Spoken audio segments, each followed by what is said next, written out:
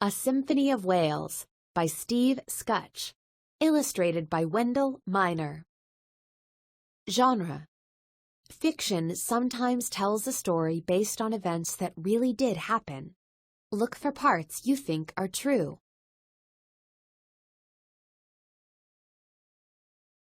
Question of the week: how can people help animals in danger?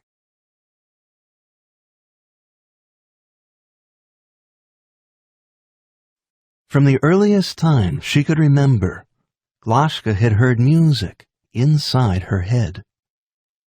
During the long, dark winters, blizzards sometimes lasted for days. Then her family stayed indoors, close to the small fire. Glashka heard the songs calling to her out of the darkness, beyond even the voice of the wind. The old ones of her village said, "That is the voice of Narna, the whale. Long has she been a friend to our people. She was a friend of our grandparents' grandparents. She was a friend before we saw the boats of strange men from other lands. But it is long now since one of us has heard her."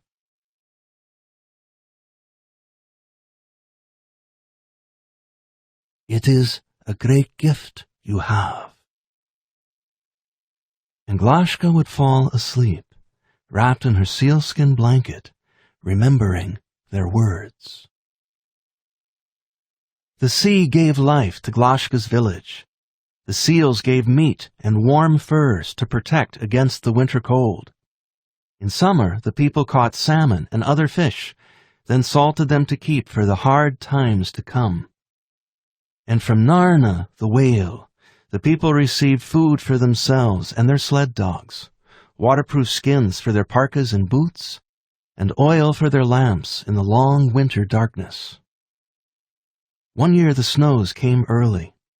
For 3 days a blizzard bore down on the village.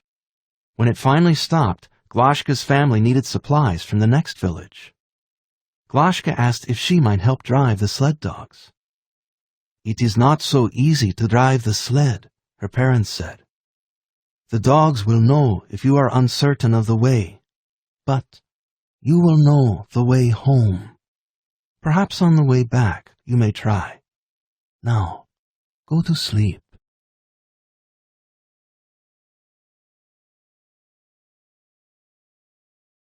That night in her dreams, Glashka drove the dog sled. But the dogs did not follow her commands. Instead, they led her to open water surrounded by ice. Glashka heard the singing of Narna louder than she'd ever heard it before. She awoke in the darkness of her sealskins, wondering what the dream had meant. The morning was clear and cold as the family set out. The dogs made good time to the neighboring village.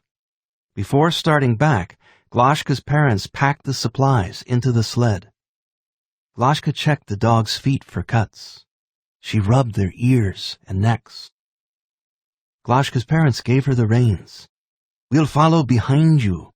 If your heart and words are clear, the dogs will listen and take you where you wish to go."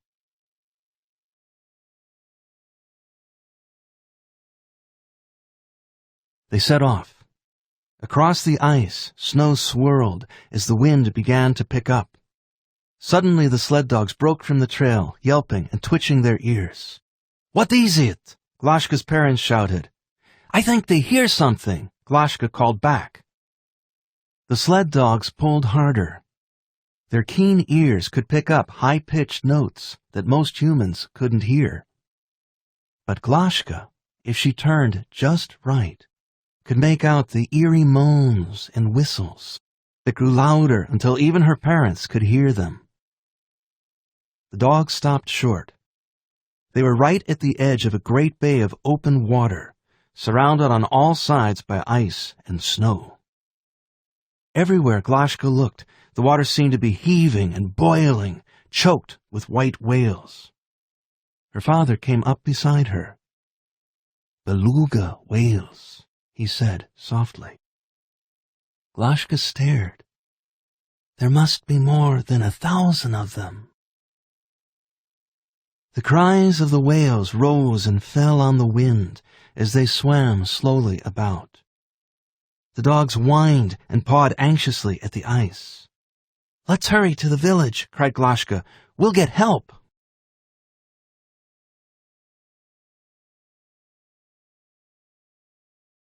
Glashka's father, though, knew there was no help. "They must have been trapped when they came here last fall, looking for food," he said quietly. "There's nothing we can do to free them. When the last of the water freezes over, the whales will die." But Glashka's mother remembered that an icebreaker several winters ago had rescued a Russian freighter trapped in the sea ice. "Could we call on the emergency radio? Maybe an icebreaker can clear a channel for the whales," she said. Glashka and her parents raced back to their village. They gathered everyone together and told them what had happened. Glashka's father got on the emergency radio and put out a distress call. "Beluga whales, maybe thousands of them, trapped. We need an icebreaker. Can anyone hear me?"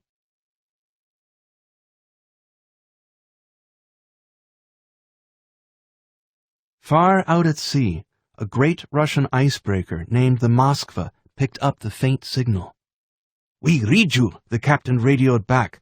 "We're on our way, but it may take us several weeks to reach you. Can you keep the whales alive until then?"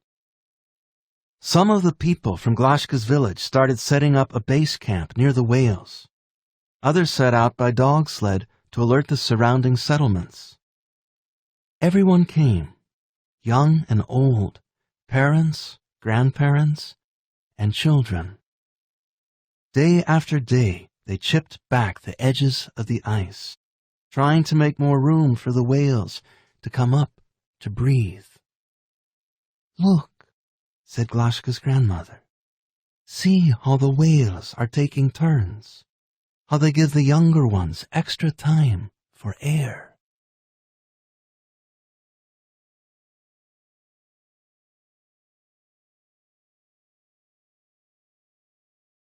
As Glashka took her turn chipping back the ice, the song of Narna filled her ears again. She sang to the whales while she worked, trying to let them know help was on the way. Each day, Glashka looked anxiously for a ship. But each day, a little more water turned to ice. Each day, the whales got weaker from hunger. Glashka knew how it felt to be hungry. The year before, her village had caught barely enough fish to make it through to spring. Sometimes the memory still gnawed at her. Even so, she gave the whales part of the fish from her lunch. The other villagers noticed and began to feed some of their own winter fish to the whales, too. One morning, Glashka awoke to the sounds of excited voices and barking dogs. The icebreaker had broken through the main channel during the night. "Hurry, Glashka!" her parents called.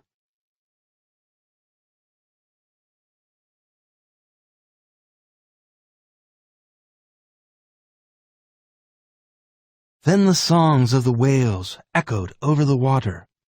Deep moans and high, whistling calls, ancient sounds from another world.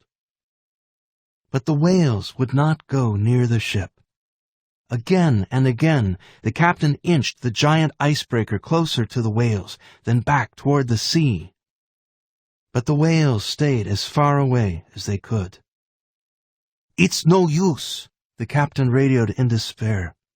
"And we can't stay beyond tomorrow. Already the channel is starting to refreeze." Glashka was near tears as she asked the old ones what could be done now. "Wait," they said. "Let us see what tomorrow brings." That night, the song of Narna came to Glashka again. Only this time, it was different. She heard the music and voices of whales, but she heard other music too. Melodies she'd never heard before. While it was still dark, Glashka woke her parents. "I've heard Narna again," she said, "and I've heard other music, too." "You have to tell the old ones," Glashka's parents said. The old ones of the village listened carefully as Glashka told them what she had heard. "So, it is other music Narna is asking for," they said thoughtfully.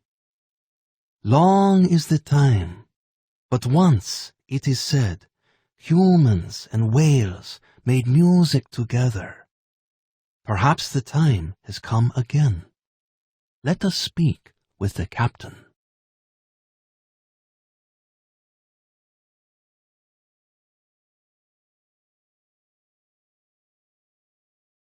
Quickly, Glashka and the old ones radioed the ship. "Have you any other music? People music to play for the whales?" they asked. The captain said he would see what his crew could find. First, they tried playing rock and roll. The electric guitars and drums boomed, but the whales would not follow the ship. Next, the crew tried Russian folk music. It was softer, with many voices singing together. The whales swam a little closer, but still they would not follow the ship. On shore, Glashka ran back to the radio transmitter. She had to talk with the captain. "I know there's other music that will work. Please, keep trying," she told him. The crew found some classical music. First, the sweet sounds of violins and violas. Next, the deeper notes of the cellos. And, deepest of all, the string basses. And way up high, a solo violin. Everyone fell silent as the melody carried over the water. The whales grew quiet too, listening.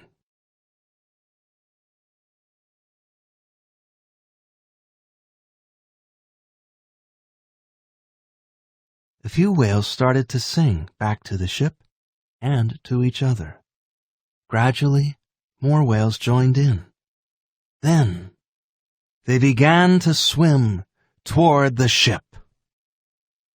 Cautiously, the captain started the huge engines and headed slowly out to sea. One whale followed, then another, then a few more. Soon all the whales were following the ship through the narrow channel, past the broken chunks of ice, back to the safety of the open ocean. On shore, people laughed and cried and hugged each other. The sled dogs jumped up and barked, trying to lick the noses and faces of anyone they could reach. Glashka buried her wet face in the fur of the dogs' necks. "Such good dogs," she told them over and over. "Such good dogs. Now the whales are going home." On board the ship, the captain and his crew raised every flag. The music played as the captain radioed to say the whales were safe. He and his crew were finally going home, too. Glashka and her family looked out to sea. They waved to the icebreaker and the disappearing whales. "And do you hear Narna singing now?" her grandmother asked. "Yes," Glashka said, "but it isn't just Narna I hear now. It's something bigger than that. Something like a whole symphony of whales."